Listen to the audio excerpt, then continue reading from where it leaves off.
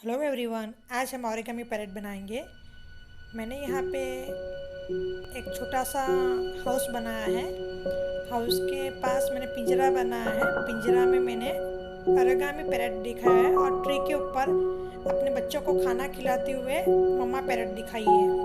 Start करते हैं origami parrot बनाना।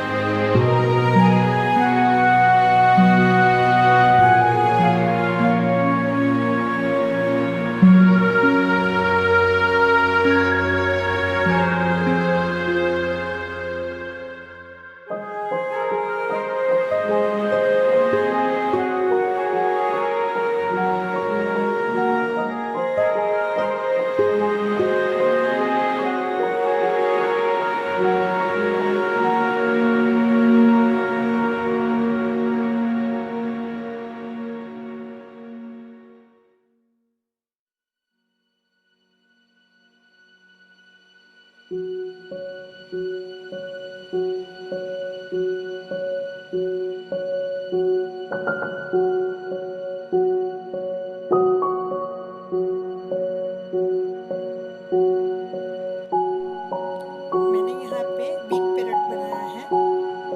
आप ड्राइंग के हिसाब से स्मॉल पैरेट या बेबी पैरेट बना सकते हैं। बहुत क्यूट लगेगा ड्राइंग के साथ। आपको अगर आप स्टिक करेंगे